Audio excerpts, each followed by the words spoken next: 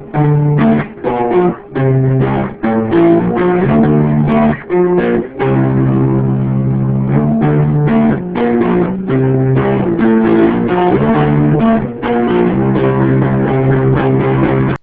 and welcome to the All About X-Men Comics podcast, where you'll find recaps and reviews of all the most recent X-Men comics, as well as previews for upcoming issues. Please keep in mind this will mean spoilers, and include the use of colorful metaphors. I'm host Scorpio Moon, editor-in-chief of comicbook.com, personality on psn-radio.com, and entertainment journalist extraordinaire. Hosting with me is... Johnny Alpha, one of the 7 gaggling goobers that make up the Answer to Movie Troll Insanity Roundtable show on PSN, and I'm also an administrator on the Facebook page Cosmic Cube. Okay, our biggest book of the week is All New X-Factor #1, so we're going to start right there. Actually, Johnny, do you want to do a little bit of an introduction for All New X-Factor? I think you were the resident X-Factor fan for the longest time out of the two of us. Well, the thing I really liked about it is that they really did go out of their way to put to rest the old X-Factor book, and they even tried to bring that home with this, saying that Madrox sold Dude the name of the company fair and square, which I really kind of liked. And I like that since Madrox has moved on, Peter David has found like the second Madrox, which is Gambit, which I find hilarious because I've always seen the two of them kind of having similar personalities, confliction with authority figures and stuff like that. So I think Gambit being the new Madrox is an amazing idea. He's very suspicious. He's very untrustworthy of anybody that seems powerful because he's from the slums, he's a little ghetto kid orphan. So I really feel for him in this book. But like I said, I just really respect the hell out of Peter David. He's an amazing writer, and I really liked how he tied old X-Factor together with this new X-Factor right at the beginning, just to completely help you understand that, yeah, that old book is completely done. You're not going to see nothing from it. This is the new X-Factor. Jamie Madrox sold it to him. Polaris and Quicksilver are X-Factor mainstays, right? Yeah, Polaris definitely. Quicksilver's like in every team. He's almost Wolverine-esque that way. But yeah, he's been an X-Factor a few times. So I think between them and the title, it kind of carries on X-Factor tradition. But yes, as you said, the story of X-Factor, as has been shepherded by Peter David for almost as long as basically all fans now think of it as, has been told. Right, yeah, this is the all-new X-Factor, if you couldn't tell by the title. This is actually going to be all-new X-Factor in totality, Okay, so right off the bat, I can't help but notice the emphasis on magic now in the Marvel U, as the security system for this artifact Gambit wants to steal at the beginning of the book includes a spell. Gambit still makes it easy, but partially because they were doing one of those you-thought-you-were-slick things, as all the real security was already turned off. Seems there was a relation to Tony Stark, who was kind enough to alert Avengers instead of the authorities, and they sent Wolverine to gather up Gambit. Wolverine does one of those Mr. Know-It-All things and calls out Gambit as the leader of the Thieves Guild, and is disappointed that despite their agreement from the end of Gambit's series, he's spending all his time on extracurricular activities and none at the school. Which is very hypocritical of Wolverine, because Wolverine is the master of running away and doing his own thing, whether it's mischievous or actually almost an evil thing if it suits his needs. So, I really like this book that it's driving home the hypocrisy that is Wolverine in the Marvel Universe.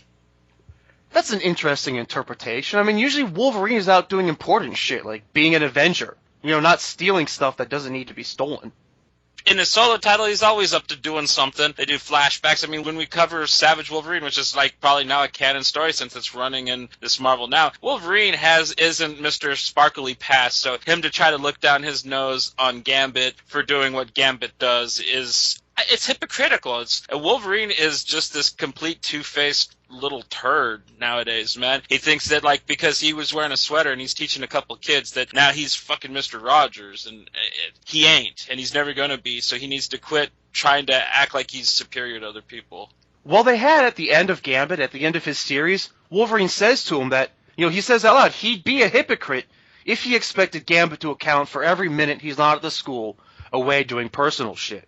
'Cause Wolverine obviously has his fair share of his own that he's always off doing it. But, he tells Gambit he's just glad that he's there when it counts. So, there are two ways you can look at it. Either Gambit has gone from just rarely being around to straight up never being around, or it's just kind of a bad piece of writing there, not being aware of what was going on with the main character right before the issue started. I always took it that Gambit got bummed out that they canceled Astonishing X-Men, so he just took off after they canceled that book, because that was like the really last time you saw him hanging out as the X-Men. Either way you want to look at it, the writer, he's just trying to make it like Wolverine is the parent and Gambit is the scolded child. That's what they're trying to convey here. And they kind of make him like Wolverine's Wolverine. And like, he goes off to like, just get drunk about it and get into bar fights, which is pretty cool. And any asshole that says New Orleans deserved Hurricane Katrina for like religious reasons or something like that deserves to be stomped to the ground anyway.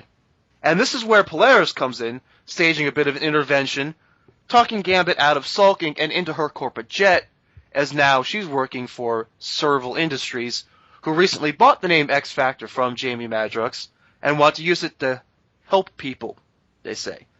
I don't know who they've been helping so far, but apparently it's the kind of people who say thank you by firing missiles at your corporate jet. Right, and I mean, like, the guy's whole spiel about Gambit straight up asks him, dude, how do I know that you're not evil? And he tells him, I edited the Harvard Lampoon magazine. It's like, how is that supposed to prove that you're not evil, dude? But whatever, I mean, like... Yeah, if anything, that might be more proof that you are evil.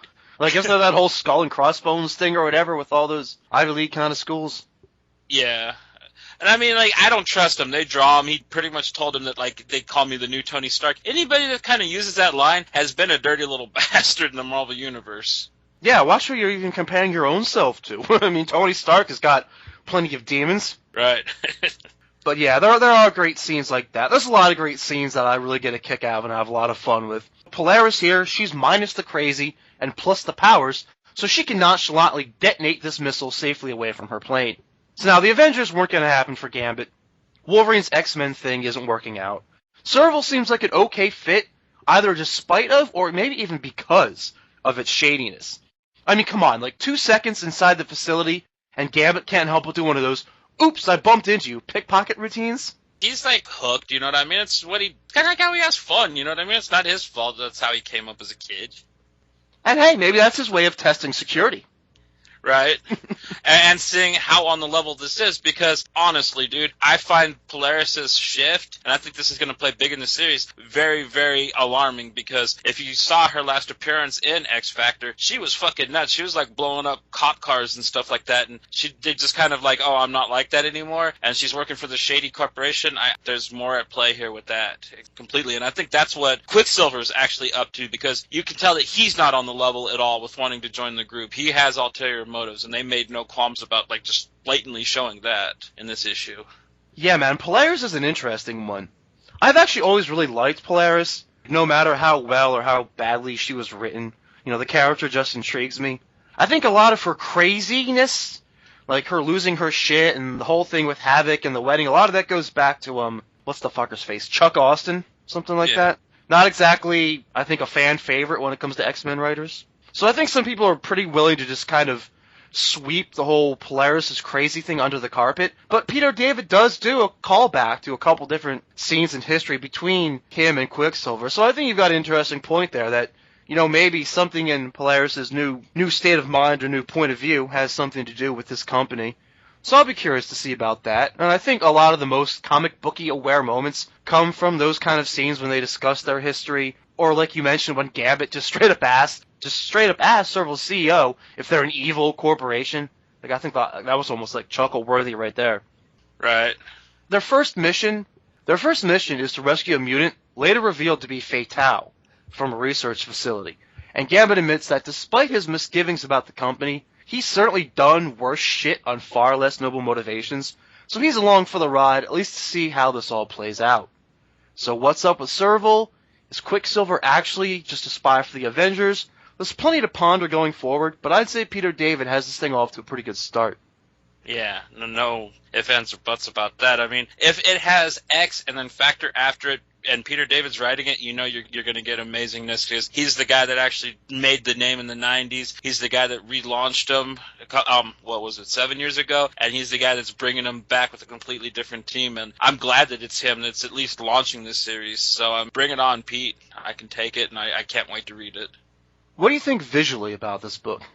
It's got a kind of a homey kind of art style. It's got almost an Image Comics kind of art style. It doesn't hurt my feelings, but I wish that the women were drawn a little better, personally. I mean, I really don't care how dudes are drawn in comics, but usually I wish the girls were a bit hotter. But I don't know. I think it's cool. It's not flashy, which a lot of other amazing X-Men titles are fucking trying to rely on. I think Peter David's like, I could write this fucking comic and make it awesome with stick figures, and we don't have that bad of art, but I wish that it had better art. But I'm not gonna. It's not point of contention with me. I can live with this. It's not horrible.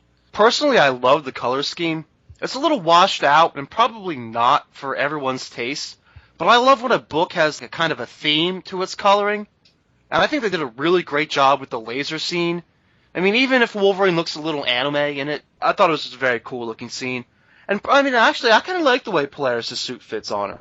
I'm more like talking about like the way their heads are shaped and stuff. And I'm not a big fan of yellow, but that's me. It doesn't matter, dude. If it's X Factor, I can put up with yellow outfits. All right then. So, thumbs up or thumbs down, and buy it or skip it.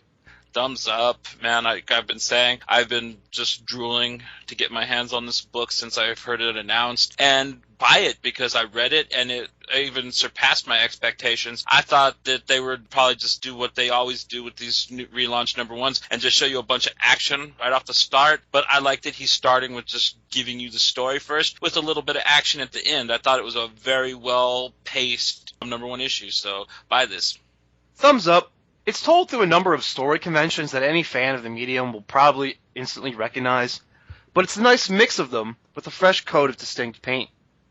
And I'll say buy it. Most fans of mutants should get a kick out of all new X Factor number 1. Next up is Cable and X-Force number 18. So Hope still has nightmares about Bishop, the man who chased her over 1,000 years of half-dead futures, trying to kill her out of some misguided attempt at saving the world.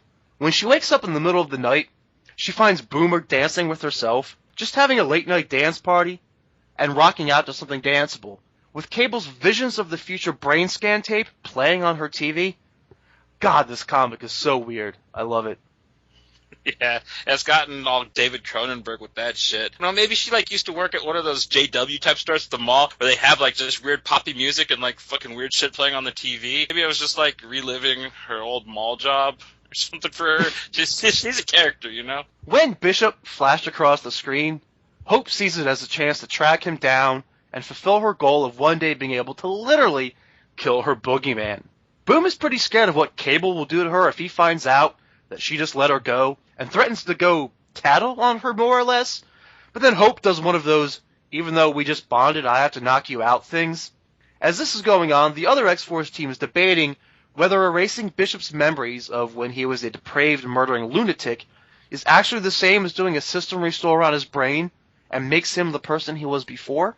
But either way, Hope isn't going to accept that retcon, and once he's out on his own in the open, she has her shot. Cable's coming to try and stop her, because he doesn't want the stain of murder on her conscience, but that of course doesn't preclude killing Bishop himself. I love when characters break bad like this, so honestly, I spent the whole fight rooting for her to kill Bishop, but they totally get punked by Strife, who appears literally the fuck out of nowhere, snags them both, and sticks around just long enough to taunt Cable before disappearing with them. That's what all good villains do, so like I was happy that Strife was able to do that. He was able to just give them like, I got him. And he even does that taunt where it's like, of course I don't have to kill you or them now. That would be too easy. I'm just bullshitting the fuck around with you because I can. And that's, of course, a perfect time for the other X-Force team to show up. Cable demands to know why they didn't tell him Bishop was back, and they demand to know where Bishop is, and that standoff is our cliffhanger. Yeah, man, and I do not think Cable is in a nice spot because Psylocke looked pissed. She was gonna fuck Nate Summers up, man. Yeah, man, him versus their whole team, that's not very fair. Well, him in his present status versus her, he's done, dude. Especially since she's all mad because she only lasted 20 days before she had to kill a man. Yeah. Yeah, so she's already kill MSing. And Cable, he doesn't have all his powers. That's right, he can only see the future now.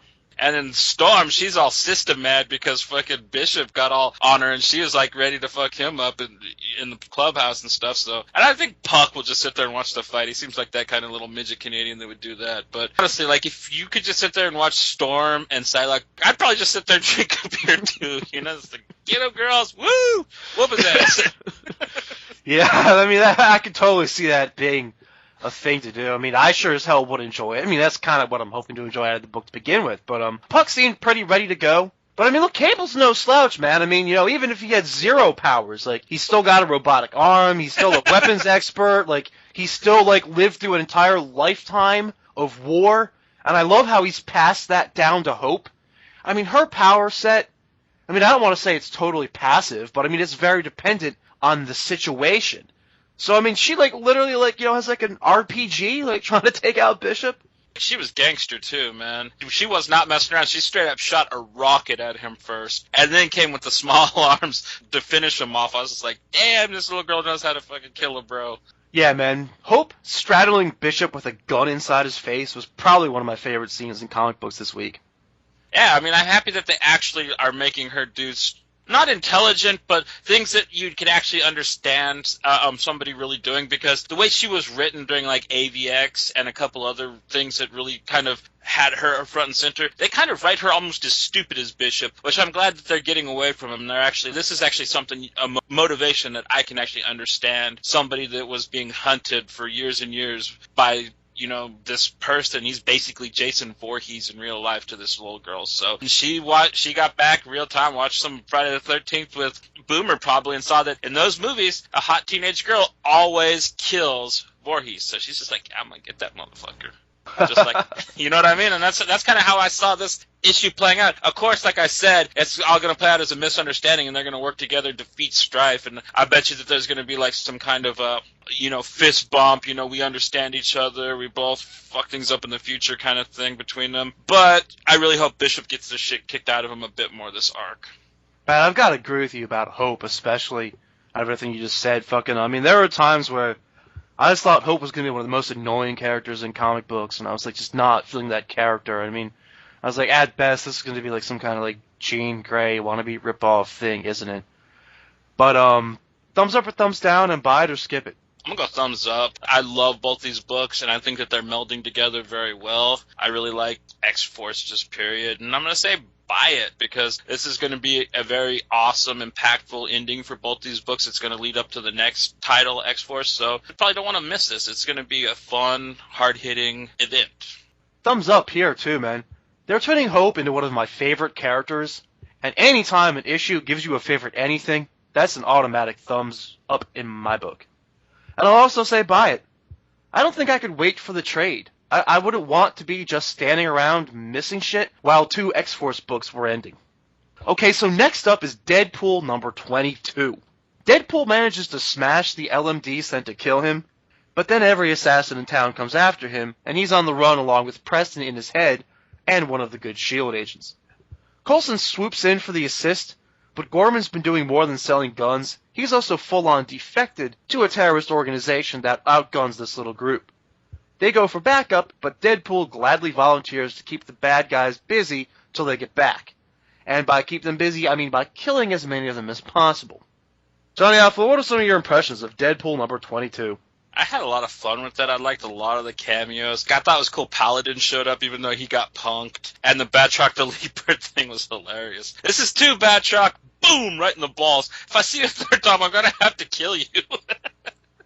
and then, like, yeah, when they're in the flying car, they fly by Crossbones in the balloon, and he's hallucinating. That was just a hysterical scene. And I don't know, I'm getting a kind of a kick out of this, what they're doing with the S.H.I.E.L.D. agents. They're really trying to show a little bit of levity with it, because every other book that's involving S.H.I.E.L.D. is just like, it's so important, like how Wolverine is this week, and a couple of the other things we've read that involve S.H.I.E.L.D. It's just like, everything, is just so massive. And this is, there's an evil S.H.I.E.L.D. agent that's selling weapons to evil terrorist group, but he also finds time to fucking hack Coulson's computer, and and like that scene was just hysterical. It's a mixed bag with this book. It's always going to be, because in as much as we like the good, the bad, and the ugly, I don't think most arcs are going to be that completely cut and dry with Wade. I think a lot are going to have, serious, silly, serious, silly, serious, silly, and we got to get kind of used to that and not expect good, the bad, and the ugly every time. If every issue of Deadpool was like the good, the bad, and the ugly, I mean, it would easily be like one of my favorite new characters, one of my favorite comics. I think there's a lot of good you can do with the character, especially when you take it way, way, way more seriously. But we have to face the fact that that's just not going to happen. I think this might be a perfect Deadpool comic. I mean, it's got cartoon violence, but it's still violence. It's wise-ass Deadpool. I used to kind of hate Deadpool because I thought he was a cartoon and everything he said was some sarcastic, snarky quip. But now I kind of love Deadpool because he's cartoonish and everything is a snarky-ass joke. Like, I love that he can have his head in an oven and be like, oh my god, the pizza in this oven has anchovies? Yeah, his head's on fire and he's worried about the anchovies. So yeah, that's why it's good to have the two writers that they have. They got Gary Dugan, who's quasi-serious sci-fi writer, and they got the Fichon guy who's a stand-up comedian, which I find really interesting that they're actually trying to write the book how this guy's brain works. And I have to agree with you, this is probably the best Deadpool solo series aside from the Deadpool Max by David Lapham and Kyle Baker. That was way, way different and way more insane. But this is probably, like you said, the best Deadpool series you could probably read, in my opinion. I think your point about Deadpool being a mixed bag is also really spot on, especially because of the humor. And even the thing with humor is it's so subjective more often than not. I think it's more subjective than even art or like entertainment in general themselves. I guess the thing with this issue, though, there's a great combination of cast here with him and these 3 S.H.I.E.L.D. agents. And I really like the toy store scene. I mean, it's hard. I mean, like, I just had a kick out of it. I had a lot of laughs, but at the same time, I almost got a hollow feeling out of this issue, too. I mean, I don't want to sell it like it's a bad thing, but there's not much going on in it either. You know what I mean? It's a lot of action and a lot of jokes. Before we wrap up, I've got to drop one more highlight on you. When the good S.H.I.E.L.D. agent calls Deadpool to inform him that the LMD is going to double-cross him, and he kind of does one of those things where it's like, oh yeah, play it off like it's a wrong call, or it's, it's about something else or something like that. But kind of not really. So Deadpool, he just kind of like is talking about it on the phone like, why sure, I can tell you the serial number on my gun, just let me pull it out. Yeah. But Wade's a character, man. Yeah, that shit was just too clever and too funny. And right off the bat, that was one of the first things in the issue. So that's what gave it that great momentum that carried it through for me. I mean, I guess most people's enjoyment of a Deadpool book is going to depend on whether the humor works for them or not. But as far as this issue, thumbs up or thumbs down, and buy it or skip it. Thumbs up, like I said, just on the cameos alone, the Batroc the Leaper thing and Paladin, I'm sold. But I'm going to go ahead and just say, skip this for now, get the trade paperback for it. Deadpool's probably one of the books that I would always kind of recommend in trade. I'll go thumbs up. I really don't think Deadpool gets any better than this. And I'll go buy it. I think it's a fun read. It's got one of those diving into action cliffhangers. So yeah, of course you can't wait to read the next, but I don't think it's one of those really irritating kind of cliffhangers either. Our next book up is Inhumanity Awakening number 2, the end of the little 2-shot thing they're doing here.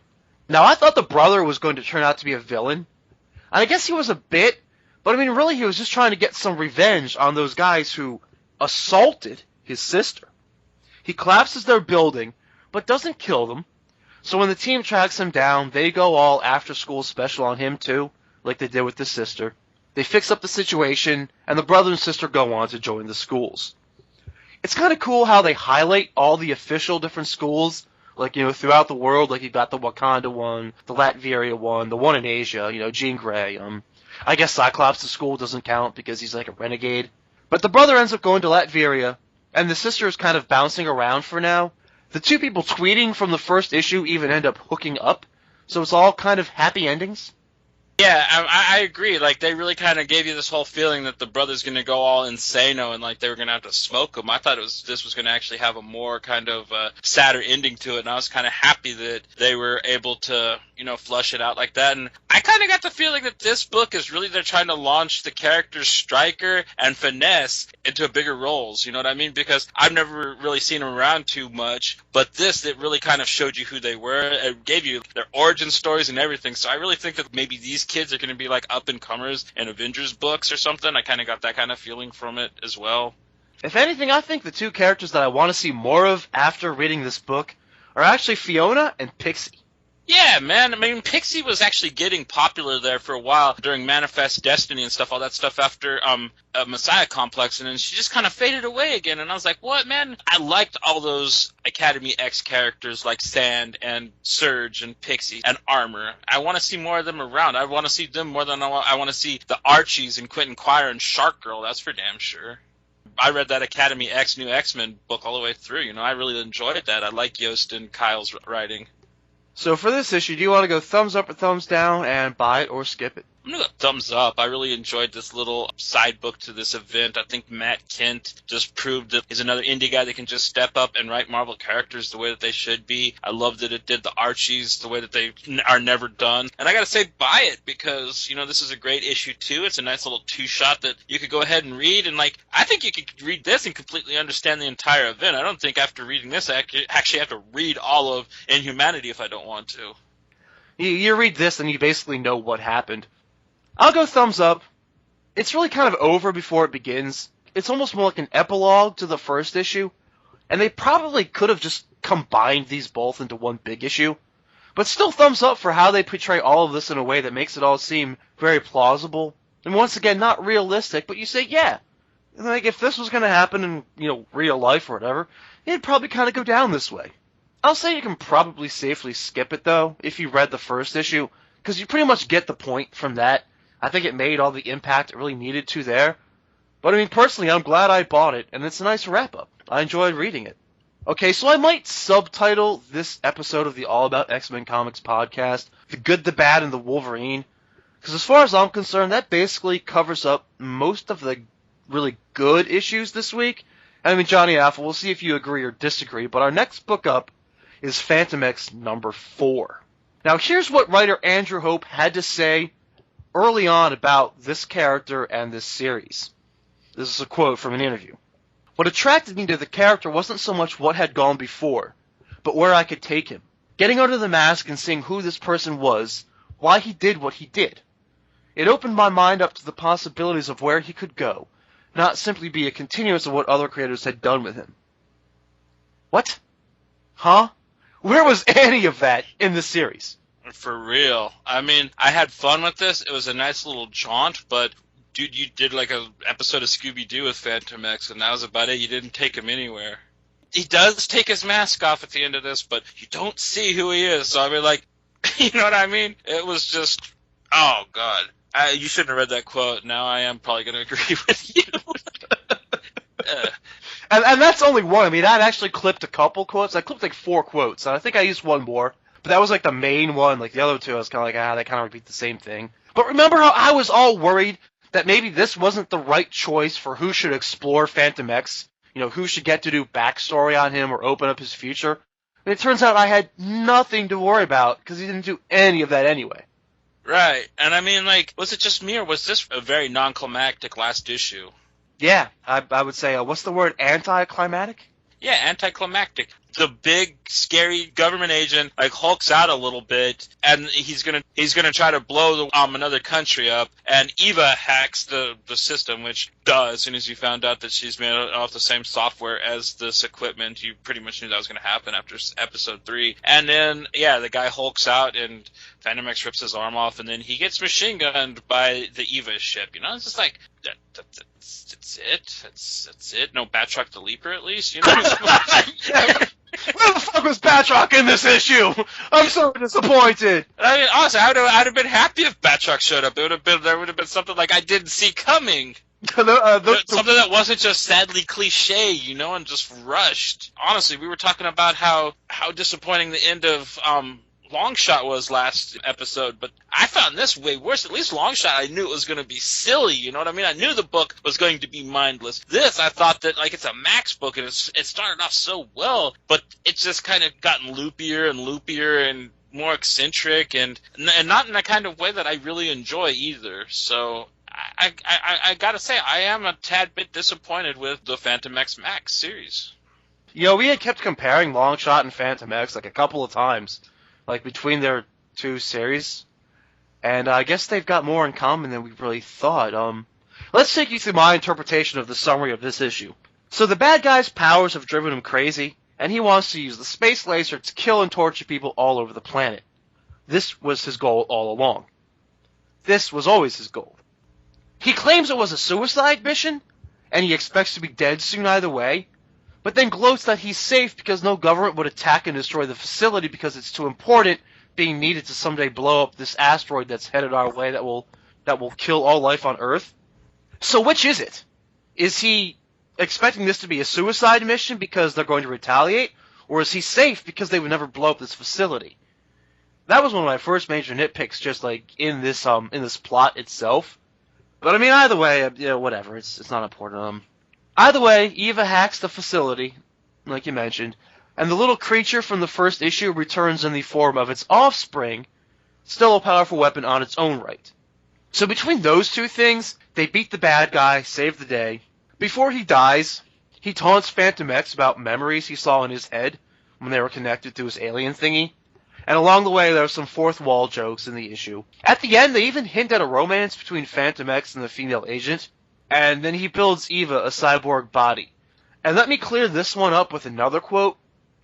Some of this weirdness about Eva, let's put that to rest. I thought a lot of the shit with her made no sense, especially in the last issue, with her creator or whatever being this guy, and like just some of the ways that she was being presented in this series. I went back to the promo quotes again and dug up this gem, once again from the writer. My Eva is considerably different from the other versions of her that have come before. My version is a hyper-intelligent AI character. So please take that to mean I changed a bunch of shit about this character. She's not his nervous system, it's not symbiotic, she's just a voice in the ship, so that's why she's a hologram, has no corporeal form, and can have this backstory with the scientist. She's just an AI. So it makes a lot more sense to me now, going back and looking at that, and seeing how completely different his interpretation of these characters was going to be. I mean, I wish I had realized that before, or had gotten into my head before I started this series, how different it was going to be. It would have made a lot more sense to me. But at the end of the day, yes, this is a Max series, so remember that canon-wise, it technically doesn't count anyway. Right. So that's why I was telling you not to worry about this anyways, because if it sucks, they'll just write it off as a Max book, you know? You did say that. I like the Adult Swim aspect of this, even if they took it too far. I think you're totally right on that one, Johnny. It's kind of like when you take a tab of acid. Like, once it starts kicking in for, like, the first hour or two, like, it kind of, like, enhances your mind a little bit, and, like, you're seeing everything so much differently. But by the time you're hardcore tripping, like, everything is just melted to shit. Like, that's kind of what happened to this book. Like, honestly, I mean, I think it's done nothing but kind of sink since the first issue. Yeah, I mean, like, the bad guy ends up killing more bad guys than the good guy in it. There's actually no action whatsoever. It's like he gets there and he's knocked out, and, like, he's just 2 issues basically with his brain hanging out of his head, and then, you know, at the very end, like, there's this kind of very non-climactic, very, I don't know, 1960s cheap B-movie ending to it, and I'm like, I like B-movies and stuff like that, but when you're taking a character that, you know, hasn't been played with yet, and that's the best you could come up with the first arc that you're going to try to launch at doing some kind of progressive thing with the character, it doesn't bode well, man. You know what I mean? I'm not just one of them guys that wants to see flashy, but if you're going to be doing a book that's about a flashy character that's programs up from Wolverine, you got to show me something, man. Not that this guy gets his ass kicked and has to have the villain kill all the other villains for him. You know, if he feels that he needs to, he will bust your ass a cap. I mean, don't get me wrong, like, all in all, I found this miniseries to be very cool, but, you'll see my final thoughts in the next segment of thumbs up or thumbs down and buy it or skip it. Oh, no, I mean, I'm still going to recommend the trade paperback. There's no ifs, ands, or buts about that. It's just, I kind of expected more. You know what I mean? It should have something to it. It should have some teeth. But no, he kind of gets dicked around by this dork, you know what I mean, with brain powers, and it kind of didn't do anything, you know what I mean? Nothing really kind of happened or came out of this event, or this book, at all. So I'm guessing that's a thumbs down. For this issue. I'm going to go with thumbs down. It's really obvious to me that this script went through too many hands. The basic story is there. It's cool and it works for fantomex, but it ended up too much of a mess. And I'm also going to say skip it. If they wanted to just test the waters for a fantomex series, I mean, yeah, okay, that's fine, do that. But I think fantomex deserves better than to get an out-of-continuity mini that only teases revelations about a version of the character that's completely warped anyway. So our next book is A plus X number 16. I thought this issue was supposed to be about Brew and Iron Man. I guess there was a bit of a mix-up in the solicits. Boy, is that sure shocking.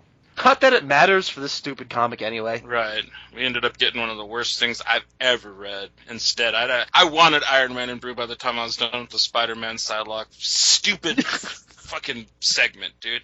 I mean, did that have a point whatsoever? I mean, like, why would anybody ever publish that? That's like something a fan would have drawn and, like, thrown away because it was ridiculous and it made no sense.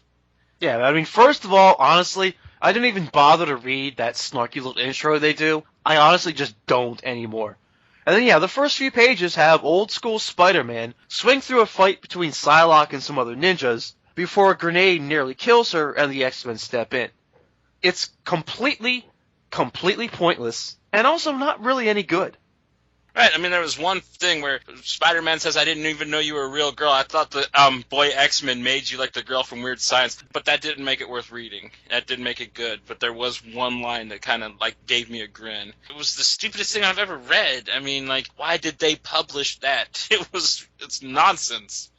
And I thought just reprinting Origins was a waste of paper, but that was pretty fucking bad. The Psych and Cap story is readable. Psych, Cap, Ant-Man, Emma, and the Cuckoos track the Skrull Cadre K to their ranch.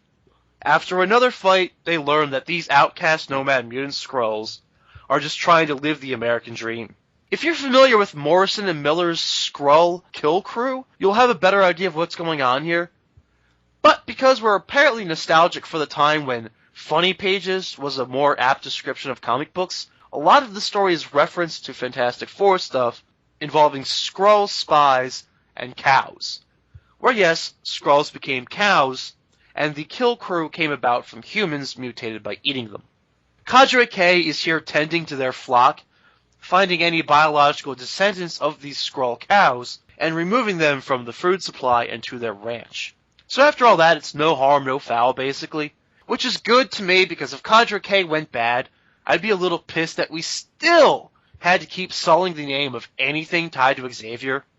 At the end of the issue, the life model decoy shield bot starts freaking out, and we discover that Psych and Cap came back from Latveria covered in Doom bot nanites.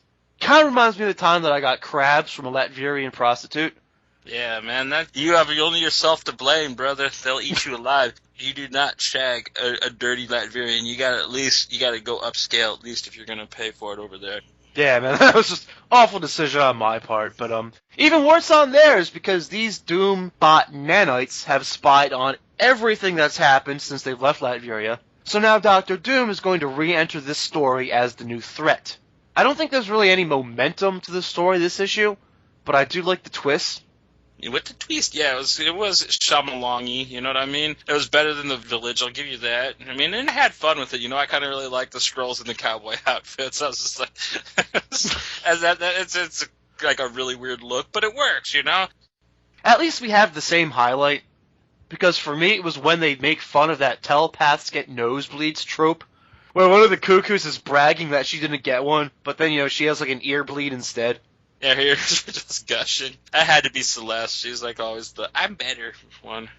So thumbs up or thumbs down, and buy it or skip it.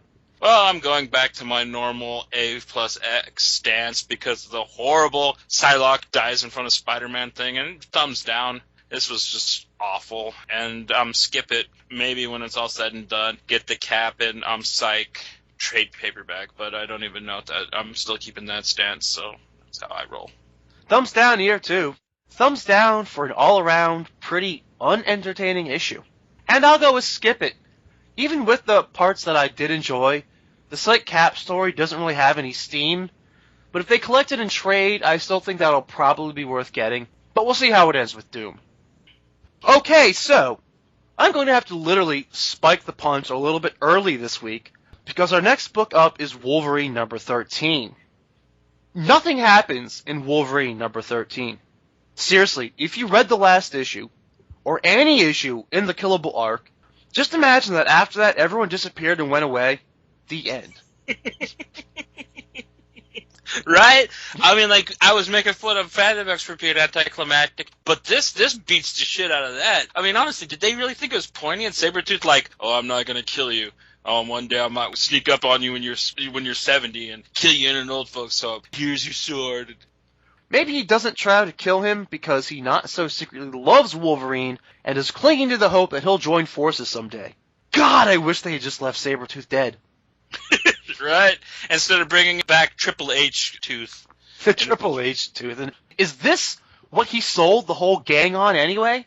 Like, was this Sabretooth's plan, like, for Mystique and crappy fake-ass Silver Samurai doing nothing? Like, did he, like, pull the group together and say, okay, we're going to torment Wolverine, bring him to his breaking point, and then just leave? I'm sure that's going to work out for us in the long run.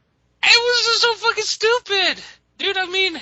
And then you got the whole side story with S.H.I.E.L.D. and the infected people. It's the same way. The last second, the chick's able to pull the virus out of everything, and it gets sucked into the one cop, or the one security guard, and she's trying to tell Wolverine, let us come in you and we'll fix you, and then when we're all better, we're going to try to take over the world again, but, you know, you'll be okay too. And he's just like, no, I want to be a martyr, you know? And it was like, I wish it would have, like, at least ended like Passions of the Christ, you know what I mean? Like, I wish he would have died and then came back, like, tough again, and one last little fucking regenerative thing from his healing factor, you know? Something at least cool, but no, he kind of just lays there like a gimp, and then he comes back to the school, and Storm's like, hey, Wolverine, what happened to you? Wolverine's dead. He's dead. He's down. It's like, you're a bitch, fool. Bam, dude. This writer should get kicked off this book. He's doing to Wolverine what Dan Slott did to Spider-Man. He is a menace. I don't care who thinks Cornell's a good writer, man. He needs to get his ass kicked off this title. I'm not even a Wolverine fan, and that's how I feel.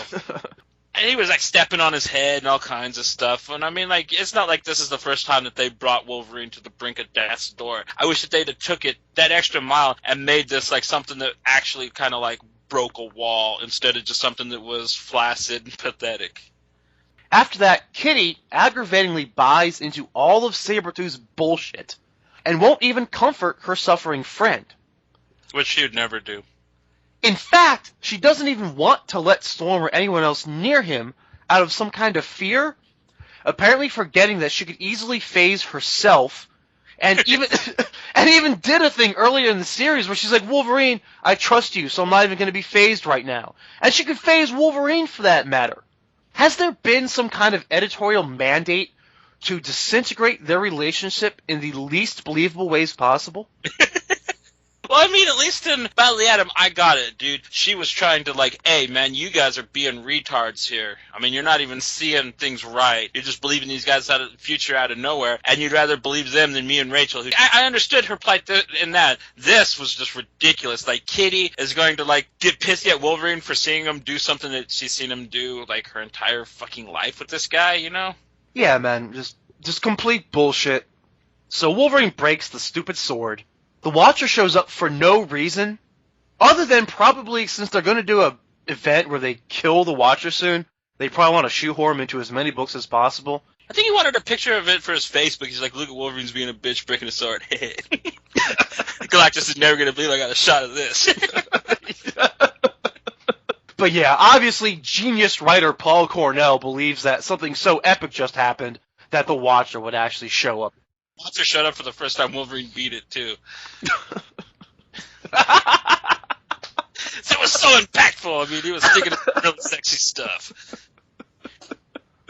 Oh, Jesus fucking Christ. And then Wolverine announces that the Wolverine is dead. And with that, this crappy arc ends, taking the series down with it, only for Wolverine to be restarted with a new #1 issue with the same writer next month. Yeah, he's, like I said, Dan Slott.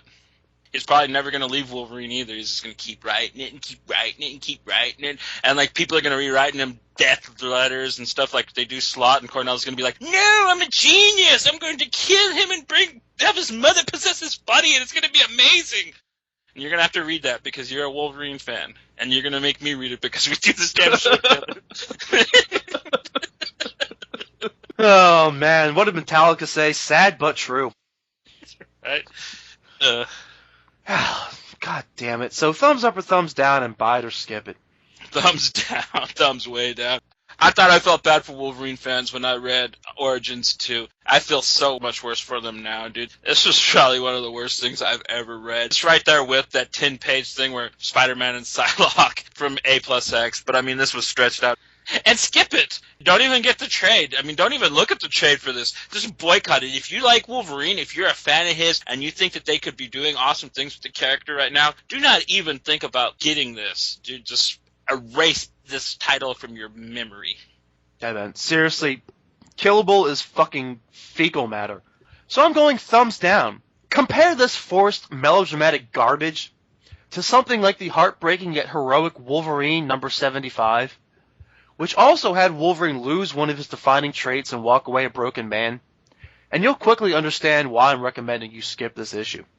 I mean, seriously, man, like, that issue had everything. You had Wolverine lose his adamantium, be savagely tormented, be on the brink of death. He comes back to save Jean Grey. He has that teary-eyed scene with Xavier where Xavier's like, no, Wolverine, you're heading towards the light. That's death. And in, like, epic Wolverine fashion, he's kind of like half serious, half sarcastic. He's just like, oh, Chuck, don't you think I know that? And then, like, he's got that, that nice little scene with Jubilee in the end where he actually has a relationship with a friend. He writes that heart-wrenching goodbye letter to her that narrates the end of the issue. That issue had iconic Wolverine moments that you'll remember for the rest of your life, and maybe I'll post them up on the Facebook. And this issue had shit you want to forget. I mean, it's shit that you'll, like, drink like an alcoholic to try to forget out of your mind. You know what I mean? This is utterly bad. Honestly, like, Wolverine, I don't think has had a solo arc this bad that I've read personally. So you've read more of him than I do. I'm not really a big fan of his solo stuff. So, but as far as I've read a bit, and like this is the worst I've read. Yeah, man. I mean, you know how much I strive for fair and balanced. But, I mean, I don't think I've done anywhere near as much ranting since we started the show as I have. No, you've actually tried to like this series in every fashionable way, and like we've split some hairs. We've had a little fun with issue here and here there of this Passions of the Wolverine arc, but the consensus view since we started this show is that it's been bad. We've just been making excuses of like, it'll get better, it has to, as Wolverine. And we were way wrong, so about that, fans. Yeah, apologies. Now, I promised this episode was going to be the good, the bad, and the Wolverine. And the Wolverine pretty much splits it, because the next book up is Savage Wolverine, number 14, Point Now. What a perfect idea for a Wolverine story this was. We're in the 1930s, during a time I consider to be one of the coolest in his lifespan, when he was running wild, a journeyman, adventurer, soldier of fortune, just making a buck, doing rough and tumble stuff, as a hard-drinking, lady-loving man's man. So you've got him here working as a part of a bootlegging operation, and in classic Wolverine style doing death-defying stunts just to get out of even the simplest of trouble, because he can. And of course you see, even as a bit of a small-time crook, like he's no thug, his boss is a family man, barely scraping by, lost his wife, sick kid, the whole nine. That old-timey, kind of warm, but even though it's a hard story to tell, the kind of Steinbeck feel to it that, like they're hard men, but they're not bad men. They're just doing what they got to because it's a bad time. As soon as they're established as friends, though, you know that this guy is not long for this world. Right. I mean, it had a very Steinbeck feel right from the get-go. So you knew that this was going to be plagued with, like, some kind of sadness. It takes place right in the heart of the Depression. They're talking about, like, people not being able to afford stuff at the nickel and dime, but always having money for the boozers. So it was going to be a bit of a gut-wrencher somewhere along the line. Yeah, man. So a rival operation takes him out, old-fashioned Gatling gun style. The bastards even kidnap his healthy daughter, taking her away to what will surely be a life of prostitution and sexual servitude. The best part about being friends with Wolverine, though, is he'll always avenge you, and watch out for your next of kin, too. Honestly, it's pretty much a color-by-numbers Wolverine tale. Establish him as a badass, give him a reason to want somebody dead, and then set him loose and see where the story takes him. I mean, does that make it any less satisfying? No, not at all. And this is what our Origins 2 should have been. I mean, even the art in this was better. I loved the whole gruesome Norman Rockwell style. Like, after he's got hit by the grenade, they bring him in and they're, like, trying to tell him that they wish that they could help him better, and he's got, like, half of his fucking mouth missing, and you just see his jaw hanging there and stuff. But, I mean, it looks like a Norman Rockwell painting, though, and just, like, I loved it. And I have to say that, sure, this is base Wolverine, but I like the way that it was written in the time. He went out of his way to use terminology that people used in the time period, and I really love the way that he wrote the Mounties at the very beginning of the issue. That had me rolling. So does it get a thumbs up or a thumbs down, and a buy it or a skip it? Thumbs up, thumbs way up. This is what I want to read when I pick up a Wolverine book. I mean, no, I don't need it to take place in depression every time. I don't need a bootlegger story, but I want something that's at least this good, that somebody put this much effort into, like, actually making an enjoyable read out of. And I'm going to say buy it, because this is what Wolverine needs right now. He doesn't need to get his powers ripped away and get an ugly padded suit and stuff. This is Wolverine. This is the only Wolverine book that's being pressed right now. Damn straight, man. It gets a thumbs up from me. Visually, some panels are better than others, but the tone fits the period perfectly, easily making this worth flipping through more than once. Wolverine's battle damage is especially well done, and ends up being one of the most interesting healing sequences I've read in a while. I'd recommend buying it. It's not blazing any new frontiers, but like last issue, it's another classic kind of Wolverine tale, and sadly, they just don't tell them like they used to. Except here. Also like last issue, I find this format a much better way to delve into Wolverine's past than trying to scientifically catalog, categorize, and chronologize his whole life from birth to now, like they're doing in the pages of Origins. Alright, on to the previews. I'm going to call it right now. Next week is going to fucking kick ass. I'll tell you right off the bat why, or Johnny Alpha, do you want to guess why?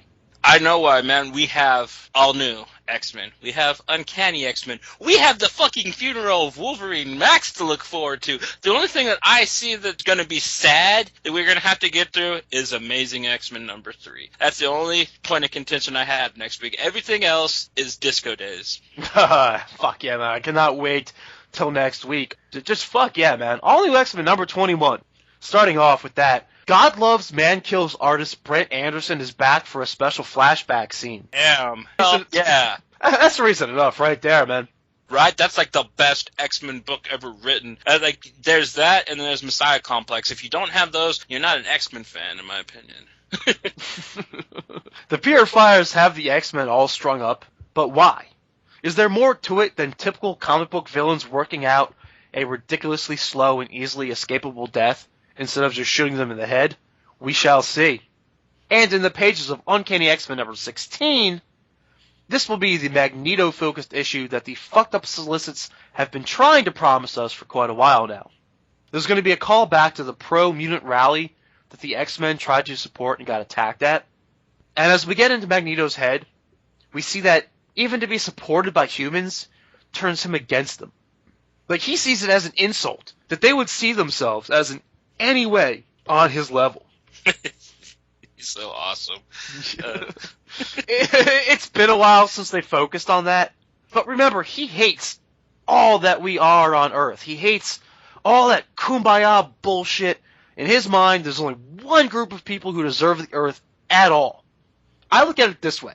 Remember, one of the only reasons Magneto has been on the X-Men for so long is that with mutant kind on the brink of extinction, with so few numbers after M-Day and Decimation, they were fighting for survival and survival only. They were huddled and on the defensive. Now that their kind is growing again, there's room for Magneto to push more of an agenda and go on the offensive, which is probably why he will also have a new series very soon.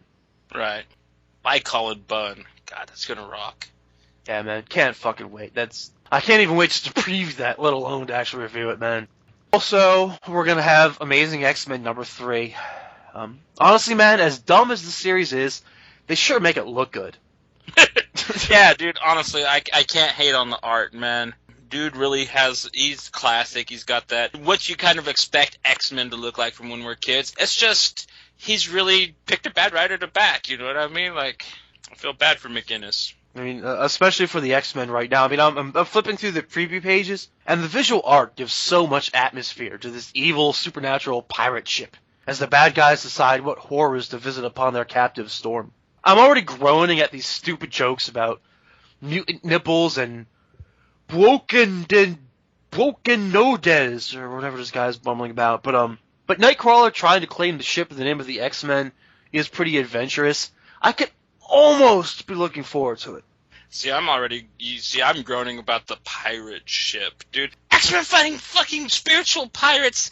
Oh, God, it's... I'm going to wait and just rant when we do the review next week.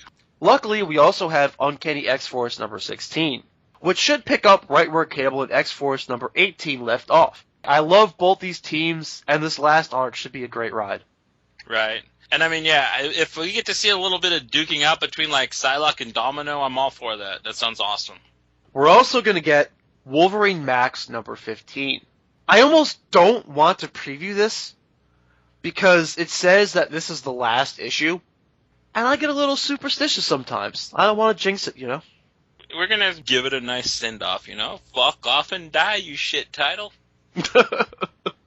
I'm not going to lie, I'm almost looking forward to it after reading Wolverine number 13, but We've been going on, I've been so hard on Wolverine Max, and then, yeah, Passions of the Wolverine just ended so bad that, like, I don't even think that I can hate on Wolverine Max as bad as... No, I will be able to. Never mind.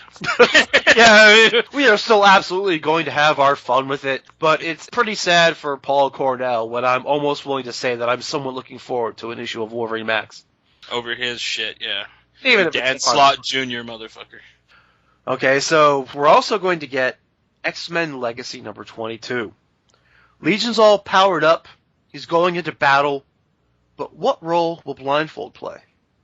Dude, like, that's the thing.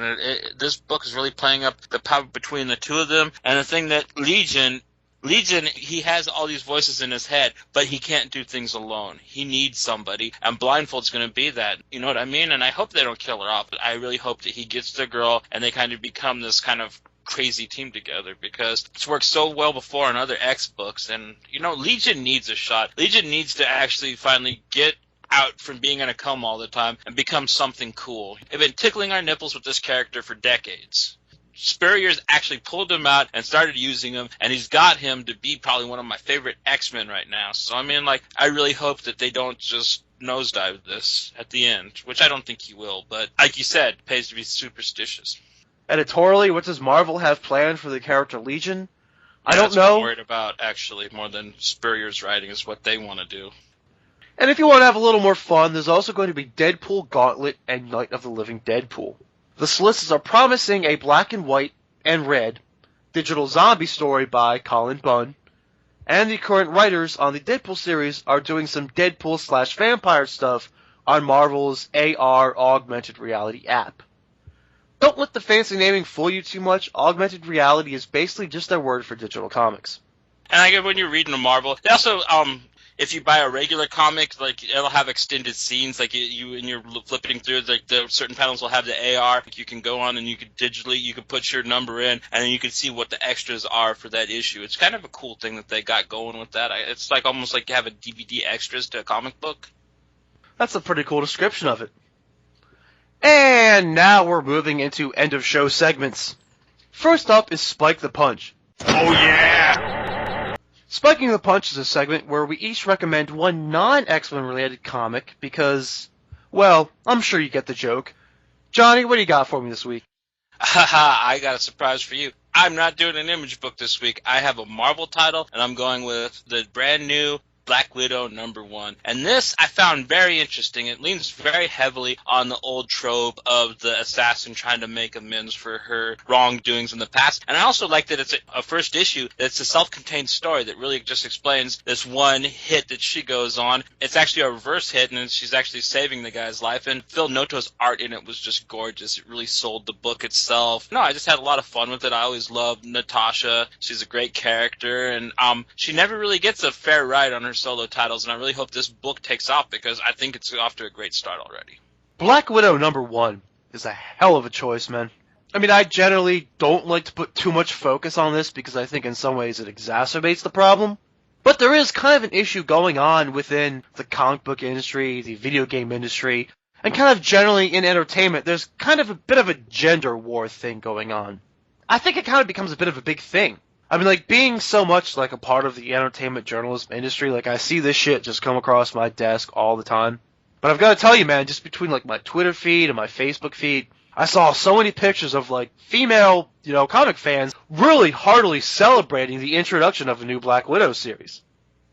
As well they should. I mean, I don't get it. I love female heroes. That's why I'm such an X-Men fan. There's just so many just badass chicks that I don't have to worry about, like, the dudes jump around in tight pants, because there's actually more girls in the titles than that. And I mean, like, I don't know if that makes me weird or something, but I like female superheroes, or just female heroes in general. And Black Widow's been one of my favorites because she's one of the ones I grew up with. She was always kind of popping in and out of the Avengers when I was a kid, and she was running around with Captain America or Daredevil and some of the other books that I read, so she was always present, but she never really got her own thing. And like, she kind of had like an 8-issue book a couple years ago, which was off to a great start before they put Dwayne Scissorensky on it. I'm not going to get into that, but I really liked the way this book's starting. I really liked Phil Noto's art, like I said, and I really hope that they kind of keep this with the standalone issues. I really like that format that Marvel's getting back into. It's like, I like the graphic novel thing. It's awesome. But when every book, you know, you had to read like a year or half a year worth of issues just to get the story, it got a little annoying eventually. You know what I mean? When every title was doing that. Yeah, man, you've got a really relevant choice here for a lot of reasons. I mean, obviously the movies come into play a little bit. The movies have made a lot more buzz around the character of the Black Widow. There's no doubt about that. There's also the gender issue. There's also just being a new #1. I mean, that's always cool. I love your point, though, about the self-sustaining, self-fulfilling issues. You know, because so often you read a new #1, and, I mean, what's the cliche among comic book reviewing? It's a setup issue. Right, yeah. You get like a bit of background information, just a touch, and then, yeah, you just get a cliffhanger. Read 4 more issues to find out where this is actually going. Like, that's how, like, all of the New 52 books launched, and that's why I thought New 52 was off to a bad start from the get-go. Yeah, man, so right here you've got like a self-contained read in one single issue, which is always a great fucking thing. Especially rare among a #1. That's one of the reasons I love it. Maybe being a Wolverine fan has a little bit of something to do with it, too. Why I love it so much. You've got Black Widow as kind of this atoning for her sins kind of character, which is just something I'm very used to reading and I very much enjoyed reading. And I hope this doesn't sound too gross, but I like that she kills people. Yeah. It's Russian. They got a different value of life than we do, you know? Even their superheroes should be that way, you know what I mean? They shouldn't be, like, you know, all remorseful and stuff, because it's a cultural thing. We can't expect, like, their people to be written like ours, you know? That's kind of rude. And they do go out of their way to show that Black Widow only takes assassination jobs that involve assassinating bad people. But still, she kills someone in the first issue. Like, they don't shy away from that at all. Like, they're not trying to superhero her up and, like, you know, cleanse it and make it all PC and friendly. This is our second time this episode where we have a gorgeous woman in tight clothes shoot a rocket at a man. And she straight up, yeah, when she finds out where the sniper is, man, she doesn't, I'm going to shoot you back, dog. She fucking nukes his ass with a damn stinger. Just, yeah, man, I definitely appreciate that as well. But if I haven't made enough of a point already in this segment, I think Black Widow #1 is just a really special comic. So I'm really, really glad that you spiked with it, because it's one that I'm very glad that I read, and I think it's one that we all should read. Well, it's one that I've actually been looking out for since they announced it was coming out. This was kind of a slow week for Image and Vertigo, so I was actually able to spike with it. That's a good point. It was a bit of a tough week. I mean, you know, we're coming off of the holiday hiatus where, you know, a lot of publishers did not have a lot of books coming out. And still this week, there were not a lot of books coming out, you know, compared to usual.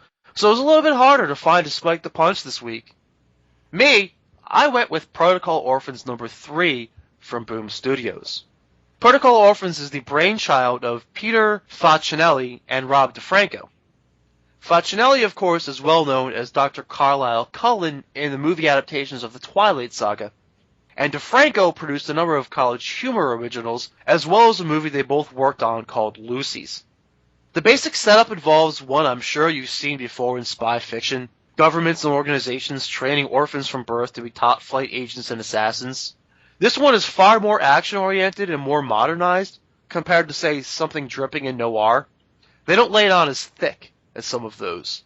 Their thing here is, of course, all about being the best of the best. But they don't go overboard in explaining it. There's a lot more show than tell. I always make fun of that cliche, our spies are the ones other spies tell rumors about. Chuck Norris has nightmares about our spies, like, you know, and all that. So I like how you see their literal evolution here. And I mean literal evolution. Like, the parents and grandparents of these orphans, which is like the nicknames for their handlers, if you will, in this twisted family metaphor, demand results. And they get them because only the orphans who can deliver live on to advance. Like most spy fiction, it's filled with intrigue and betrayal upon betrayal upon betrayal, even within its own organization. And issue 3 is where that finally starts popping out. It's a 4-part mini that I've really enjoyed so far, especially for the team of orphans and seeing how their various loyalties play out. And the best part about recommending this issue is that if it gets you excited for the next issue like it did for me, you still got the 2 previous issues to go back and read before it ends. Right, and I mean, this was just such an in-your-face book from the get-go. I gotta say, great spiking. I mean, I know it's a non-traditional family, but it kind of reminds me of a couple books I used to read, Dynamo 5 and Noble Causes, which were like these kind of family-based superhero stories, but this was more like if La Femme Nikita, Lupasan, was to tackle that kind of subject. You stumbled on it, said that there was like tropes like the film Nikita and several other things, but I don't know, there's enough going on here that it's not a copycat, and it's its own kind of fun take on that kind of subject. And Boom is on top of things when it comes to kind of crazy, zany, like action-adventure kind of stories. I mean, Two Guns and then this, I mean, like, yeah, just good shit. Yeah, man, issue number 3 right here is really the most exciting time in the publication of another really cool offering from the always interesting Boom Studios. I mean, I remember when I read the first one and I kind of referred it to you, and yeah, dude, like I just really liked the art style, and I had no idea that anybody that had anything to do with Twilight had to do with this comic. I'm kind of sorry I referred it to you now, but it seems like it paid out in the long run. You know, a lot of these Twilight guys, they seem to like not actually be that into it, because like Robert Pattinson says that he regrets doing it, and like he's actually proved to me in the movie Cosmopolis by David Cronenberg that he can actually act. So I mean, who knows? This guy, he's part of Twilight. He can actually write a comic book. So I mean, like, there is life for people after Twilight, and I'm happy to see that.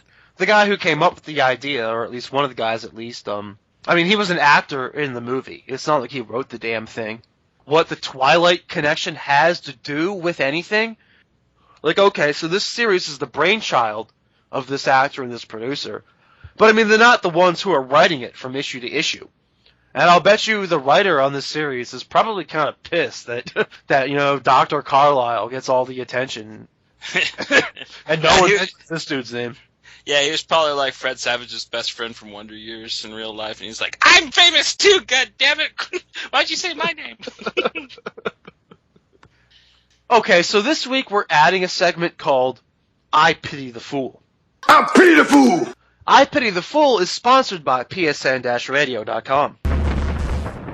PSN Radio, the best in talk radio anywhere. Do you want to lead us off, Johnny? Yeah, I got it. I Pity the Fool. Mine goes to Uncanny X-Force. This goes back to what we were talking about last week with the previews. And I pity the fool that is named Lucas Bishop, because no matter what, they write him as the biggest retard with mutant powers. You want my mind? Why? I'm just going to go out and pout about it.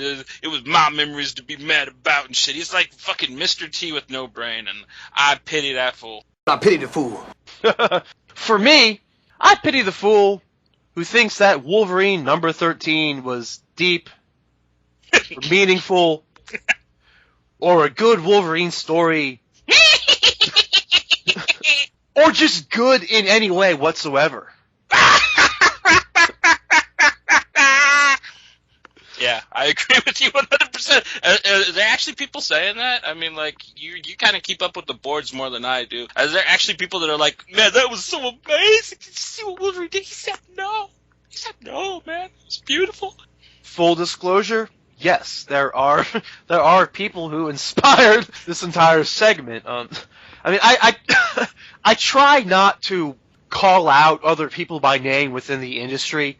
I try to remain professional as much as possible, which is why I'm not going to read any direct specific quotes from any reviews I may have read that kind of led me to feel this way. But there are some very positive reviews of this issue out there, and it really just boggles my fucking mind that anyone got anything out of this issue whatsoever.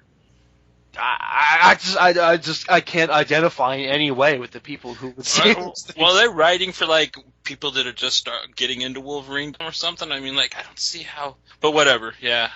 Enough said. There are idiots out there, I guess. It's the best way to put it. Yeah, I mean, there are people out there who like legit enjoyed this story. And I mean, so much of art and entertainment is very subjective. I mean, even like facts are sometimes hard to discern. Like, people have different interpretations of what even just happened within an issue. But I 100% seriously, legit pity the fool who got anything out of that issue whatsoever. And tonight we're ending with a segment called Too Cool for School. Too Cool for School is sponsored by comicbooked.com. Man, this is Kevin Smith, and you've been comic booked. Johnny Alpha, who was too cool for school in comic books this week? You think you're too cool for school? This is also from Uncanny X-Force, and it is Psylocke. The way she's just standing there all badass telling Cable that, dude, who you coming trying to say that we're supposed to explain shit to you? We don't have to tell you shit, you robot-armed bastard. She's just all badass, ready to kick some ass. Psylocke is too cool for school. And mine comes from Deadpool number 22. Personally, I've never been the biggest fan of Agent Coulson. I don't understand the fascination. He just doesn't do it for me. But when he flies in his red convertible, 2 hands, 2 guns, boltouts each side, rat-tat-tat-tat-tat, guns a-blazing, saving the day, saying, be in the car by the time I have to reload. Dude was just too fly, man. That was too cool for school. So, www.facebook.com/allaboutxmen comics podcast is where we hang out the most on the web, both as the page and with our personal accounts. If you want to chill a bit before the next episode, join us there. Otherwise, we'll see you next week, or whenever you decide to play the show.